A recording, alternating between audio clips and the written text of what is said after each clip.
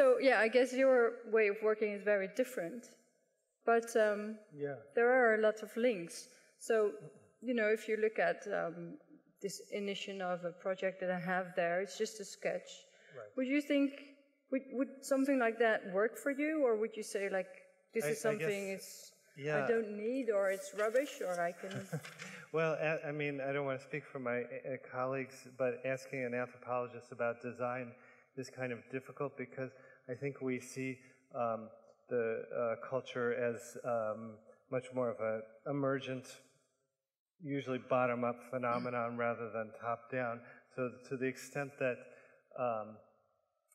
that this could be done in consultation and in kind of cooperation with various kind of localized communities. I mean, I guess, I don't know if that would create a problem of scalability, but to me, all of these associations are going to be very localized anyway. So to be effective, they would have to kind of reflect that. I mean, but what Charles said earlier about kind of trying to drink the wine that you had on the Greek island and trying to drink it back in I don't know, Manchester or something. That really struck me because it, you know, I only spend a week or two in Greece a year, and so the rest of the year I'm home in the Midwest United States, and I'm still looking to kind of evoke the sense of being in Greece, and it really comes from a combination of taste and smell. So if I can actually make my Greek coffee, and we planted fig trees a couple of years ago, and so now we actually can get fresh figs. If I can eat the figs with the coffee, and if I can be outside and feel kind of the heat of the sun, you know, that really helps. In fact, sometimes the sun coming off of the pavement, even in my home in Illinois, kind of makes me feel like I'm in Greece, or gives me a fleeting sensation. And so I think, like, to me, like, you know, this might be important for, once again, migrant or refugee communities. Just wondering, like, and please continue with this story later on, Okay. but I was just thinking, like, all the culture that you're looking at, like, it was, like, for example, that memorial dish, it has been designed once, right? Somewhere in history. Because I always think that we think that culture is something that just happened. But I think a lot of culture was actually initiated and then adopted and then forgotten who started it. Am I really wrong? Maybe I guess I don't think of it that way, because I think that I think that kind of assumes a kind of mind and practice distinction that isn't meaningful to me. I mean, it's very much kind of part of Western philosophy to think that we are different from other creatures because we even the smartest bee doesn't design in its mind, it simply does, whereas the dumbest human will think of what it's doing before it does it. That's a very kind of powerful but very Western way of thinking about things. Well, I'm not saying that that intentionally someone did it with the intention to make this a tradition, but I do think that, you know, sometimes someone creates something and for certain reasons this becomes picked up by other people and then being immersed into a culture. I guess you know, all of these things that I study in Greece, there's never an original author. It's always kind of a community of people playing with things, and they're always in motion. So actually, kind of tracing it back to an earth thing is not how I would think about it. Okay. But you know, that being said, I think that more, as I said, a more kind of participatory and cooperative. That's all I would say, kind of bottom up rather than top down, or as much as possible, bottom up rather than top down. And I would think that, as I was saying, for certain displaced communities, the ability to kind of not just eat familiar food And this is very important, I think, for refugees who are seriously displaced and who are often fed as if calories is all that matters, as if because you're a refugee, you should just care about nutrition or being full rather than being satisfied. And so not only I think is it important to consider and respect the taste of the food for refugees, that it would be familiar, or for migrants, but what other smells and tastes need to go along with that to make it, to kind of create all of those things that you were saying, Charles, kind of create the total experience, which isn't just in the food, but it's in the mind, because it's synesthetic or multimodal.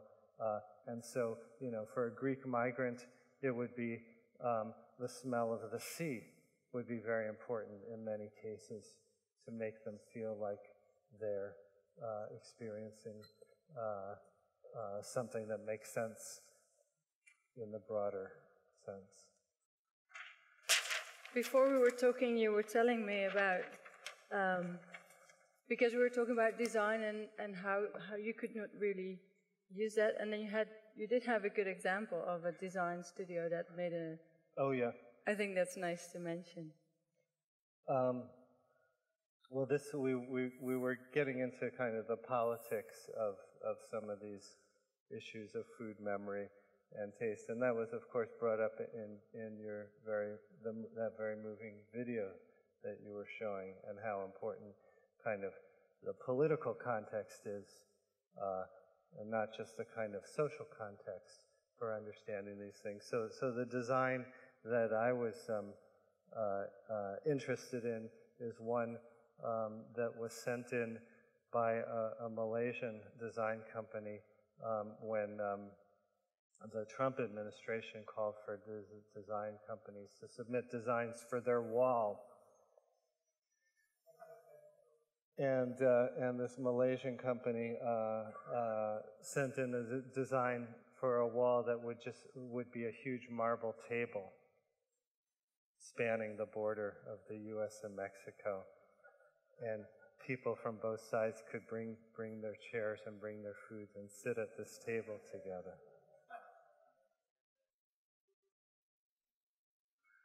So yeah, and then you said, like, then there's the designers having this proposal, and then what would the anthropologists do? Well, I mean, the designers certainly came up with that.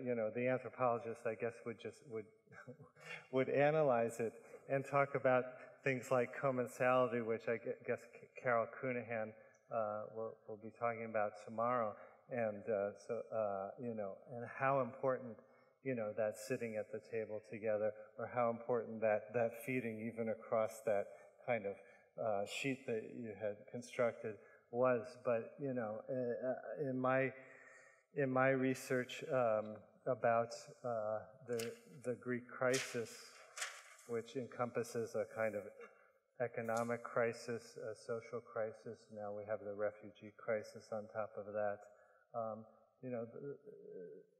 The one kind of good thing to come out of this disaster has been a lot of kind of social experimentation, and often that experimentation is focused around food, because food in Greece is a metaphor for a kind of, as I've been suggesting, a kind of social embedding that austerity works against. Austerity isolates people. Austerity separates people. And neoliberalism as the ideology of austerity is based on the notion of the individual rational actor. And so food is a very powerful metaphor for talking about kind of resisting those forces and bringing people back together. And so just to give one example of that, in Greece, there's this man who was lost his job. He was in marketing, I believe, and he was in his 40s. He lost his job as a result of the crisis. I think he had to move back in with his parents in his mid-40s, as many people in Greece have. And what he decided to do was simply to start cooking in the middle of Athens.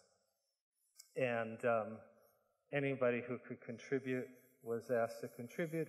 Anybody who could help, but they all would sit down together and eat together. So it was very explicit that he was not trying to feed people. He was simply trying to make a meal and share it with anybody who was willing to share it with him. And he called this project The Other Human. You can find it online.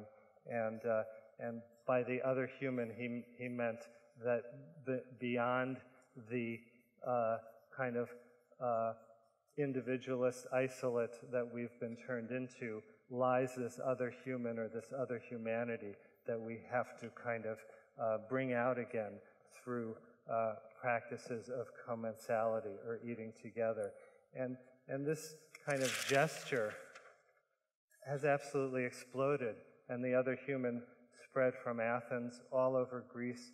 He can't keep up with all of the places in Greece that have adopted this particular idea, and it's going strong 4 or 5 years later. And so this is a very kind of, to me, striking example of the power of commensality or sharing food to do much more than simply nourish us together.